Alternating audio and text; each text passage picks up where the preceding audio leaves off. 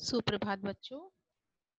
आज की कक्षा में हम अपने अगले पाठ शब्द रचना के बारे में विस्तृत रूप से जानकारी प्राप्त करेंगे। तो आज का हमारा जो पाठ है वो है शब्द रचना, यानी शब्द क्या है, इनका निर्माण कैसे हुआ है, इनके बारे में हम आज विस्तृत रूप से जानकारी प्राप्त करेंगे। तो शब्द वर्णों का वह व्यवस्थित समूह जिसका अर्थ हो शब्द कहलाता है। यानी वर्णों के जुड़ने से, उनके युग्म से शब्दों का निर्माण होता है और शब्दों का अर्थ भी होता है। जैसे हमने यहाँ एक शब्द रखा है रेलगाड़ी, तो रेलगाड़ी शब्द के निर्माण में कई वर्णों का प्रयोग किया गया है, जैसे र, ए, ल, अ, ग, आ, ड़, ई। इतने सारे वर्णों के मिलने से शब्द बना रेलगाड़ी, और जिसका एक अर्थ है। हमको मालूम है कि रेलगाड़ी क्या चीज होती है। मगर बच्चों, कुछ ऐसे शब्द भी होते हैं जिनका कोई अर्थ नहीं होता। उनके बारे में हम आगे ध्यान से देखेंगे। शब्द के प्रकार के अंतर्गत शब्द के प्रकार मुख्यतः दो होते हैं। पहला होता है आपका सार्थक शब्द, दूसरा होता है निरर्थक शब्द। सार्थक शब्द वे होते हैं जिनका कोई अर्थ होता है, वर्णों का वह समूह जिसका कोई अर्थ हो। यानी वर्णों के मिलने से जो शब्द युग्म, वर्ण युग्म बना है उसका एक अर्थ है, तो वह सार्थक शब्द है। जैसे खाना, चाय, समोसा आदि। अब हम जानते हैं कि निरर्थक शब्द किसको कहते हैं। निरर्थक शब्द वर्णों का वह समूह जिसका कोई अर्थ ही न हो। जैसे कोई घर में आता है तो हम उसको कहते हैं कि खाना वाना खा लीजिए, या इनको पानी वानी पिलाओ। तो पानी और खाना इन शब्दों का तो अर्थ होता है, पर वाना और वानी इन शब्दों का तो कोई मतलब ही नहीं होता, मगर फिर भी हम उनको प्रयोग करते हैं। तो ऐसे शब्द निरर्थक शब्द कहे जाते हैं, और हम इनके बारे में अधिक नहीं समझ पाएंगे, क्योंकि निरर्थक शब्द जो होते हैं वो उनका कोई अर्थ ही नहीं होता, तो उनको हम कहीं कहीं प्रयोग करते हैं। बाकी आगे हम सार्थक शब्दों के बारे में और विस्तृत रूप से जानकारी प्राप्त करेंगे। तो बच्चों, सार्थक शब्दों के प्रकार जानते हैं। शब्दों के प्रकार के अंतर्गत ही, जैसा कि अभी अभी हमने आपको बताया कि शब्द सार्थक और निरर्थक तो होते हैं। तो सार्थक शब्द जिनका कोई अर्थ होता है, निरर्थक जिनका कोई अर्थ नहीं होता। तो निरर्थक शब्दों का कोई प्रकार या कोई भेद नहीं होता। सार्थक शब्दों के निम्नलिखित प्रकार है। पहला, हम उनको बांटते हैं उनकी रचना या बनावट कैसे हुई है, किस तरह से उनको बनाया गया है। ठीक है। दूसरा, उनकी उत्पत्ति, यानी कि हाँ, उनका किस तरह से उनका जन्म हुआ है। फिर हम देखते हैं उनके अर्थ के आधार पे, यानी उनका क्या अर्थ निकलता है, किस तरह से अर्थ में उनको प्रयोग करते हैं। और चौथे, प्रयोग के आधार पे, यानी कहाँ और किस अवस्था में शब्दों का प्रयोग किया जाता है, इस आधार पर भी शब्दों को अलग अलग भागों में बांटा गया है। तो पहले हम जानते हैं रचना के आधार पे। रचना के आधार पे शब्दों के तीन भाग होते हैं: रूढ़ शब्द, यौगिक शब्द और योग रूढ़ शब्द। ये तीनों जो शब्द हैं इनके बारे में हम थोड़ा थोड़ा बता देते हैं आपको। जैसे कि रूढ़ शब्द, रूढ़ शब्द में कुछ ऐसे शब्द जो हमेशा से अपने ही अर्थ में प्रयोग होते हैं, और इनको हम और टुकड़ों में नहीं बांट सकते। जैसे रसोई, रसोई शब्द है वो पाकशाला या भोजन बनाने की जगह के लिए प्रयोग होता है, और उसका अगर हम आगे पीछे एक भी वर्ण अलग कर लेते हैं तो उसका कोई अर्थ नहीं रह जाता। रसोई एक शब्द है जो कि हमेशा अपने जो निर्धारित अर्थ है उसके साथ प्रयोग होता है। रूढ़ शब्द रसोई, उसके साथ अगर हम नया शब्द लगा देते हैं, कुछ शब्द होते हैं जैसे दो शब्दों के मेल से बनते हैं। जैसे चिड़ियाघर, अजायब घर। तो ये शब्द जो होते हैं, दो शब्दों के मेल से बनते हैं, इनको हम यौगिक शब्द कहते हैं। योग रूढ़ शब्द वे शब्द होते हैं जिनमें किसी भी रूढ़ शब्द के साथ कुछ और चीजें जोड़ देने से एक नया तीसरा अर्थ निकलता है। जैसे ज ल ज, जलज में जल जो है वो पानी का प्रतीक है, और ज शब्द उसके साथ जोड़ देने से जलज एक नया शब्द बना, और वह शब्द कमल का प्रतीक है, यानी जलज का मतलब होता है कमल। अब आगे देखते हैं उत्पत्ति के आधार पर शब्दों को कितने भागों में बांटा गया है। उत्पत्ति के आधार पे शब्दों के मुख्यतः चार भाग होते हैं, चार भेद होते हैं, जिनमें तत्सम शब्द, तद्भव शब्द, देशज शब्द और विदेशी शब्द प्रमुख हैं। अर्थ के आधार पे भी शब्दों के चार भाग हैं, एकार्थी, अनेकार्थी, समानार्थी और विपरीतार्थी। प्रयोग के आधार पे शब्दों के भी दो रूप हैं, विकारी शब्द और अविकारी शब्द। तो बच्चों, हमने रचना के आधार पर शब्दों के बारे में यहीं पर जानकारी प्राप्त कर ली है। बाकी इन तीन भागों के बारे में जानकारी हम अगले स्लाइड में प्राप्त करेंगे।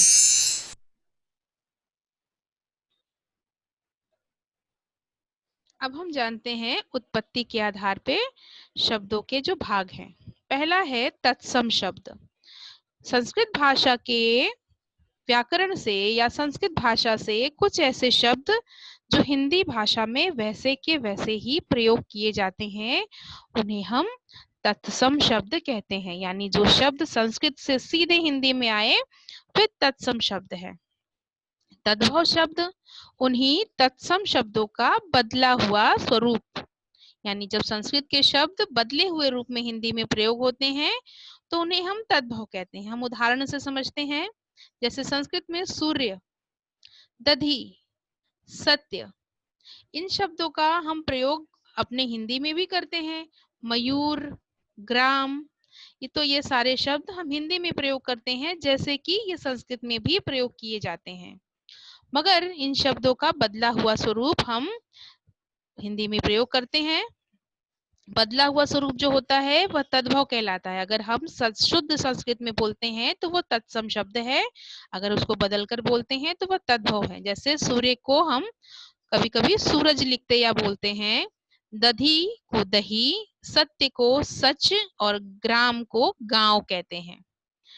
अगला भेद है देशज, यानी हिंदी भाषा की विभिन्न बोलियों से कुछ ऐसे शब्द जो हिंदी भाषा व्याकरण में, साहित्य में अपनाए गए हैं, उन शब्दों को हम देशज यानी देश की भाषा में जन्मे शब्द कहते हैं।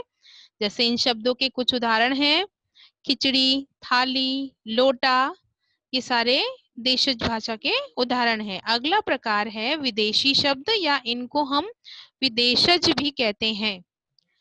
हिंदी भाषा बहुत ही विस्तृत भाषा है, बहुत व्यापक भाषा है, तो इसने अनेक भाषाओं के शब्दों को अपने अंदर प्रवेश करने की अनुमति दी है। यानी हिंदी भाषा में हम अनेक भाषाओं के शब्दों को भी प्रयोग करते हैं। कुछ अंग्रेजी भाषा के शब्द होते हैं, कुछ तुर्की के, कुछ अरबी भाषा के शब्द हैं जो कि हिंदी भाषा में प्रयोग किए जाते हैं।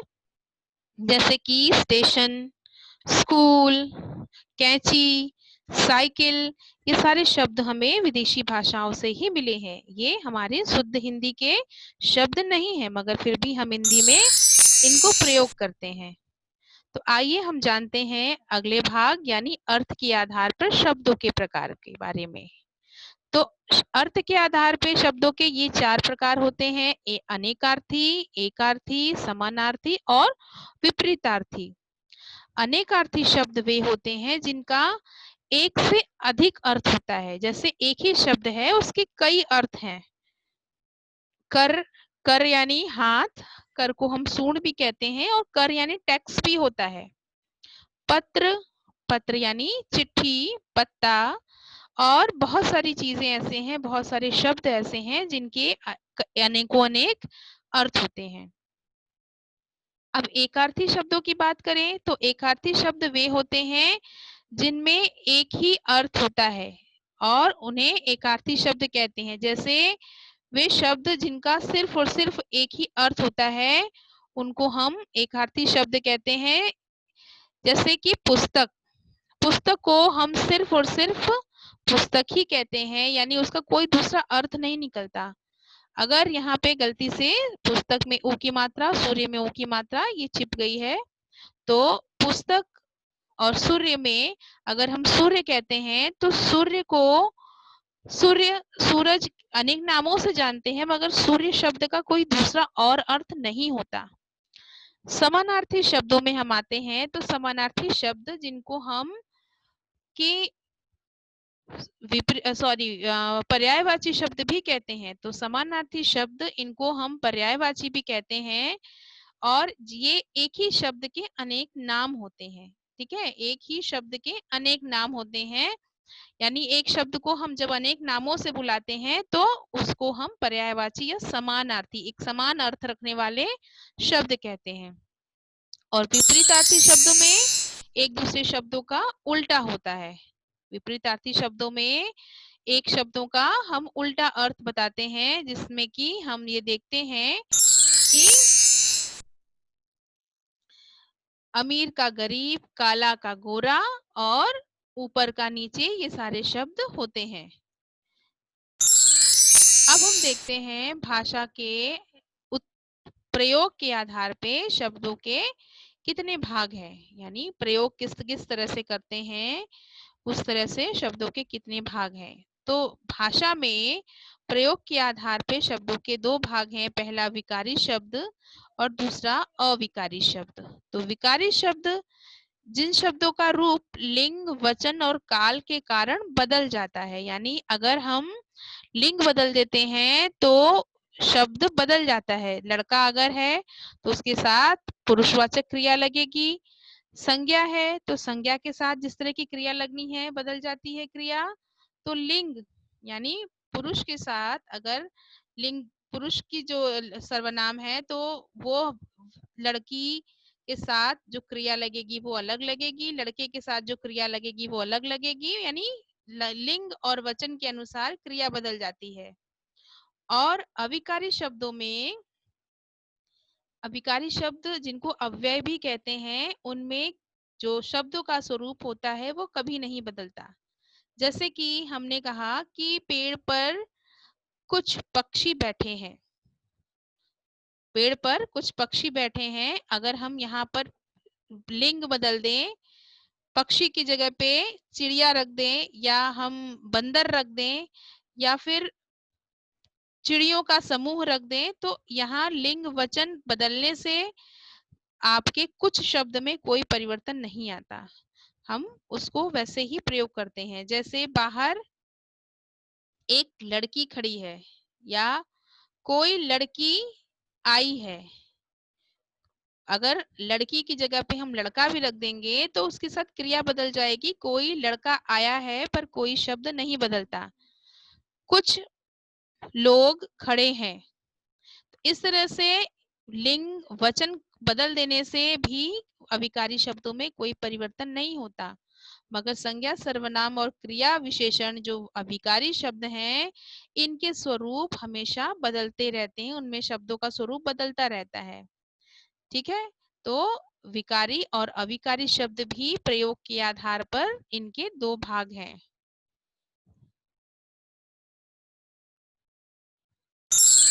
धन्यवाद आप सभी का।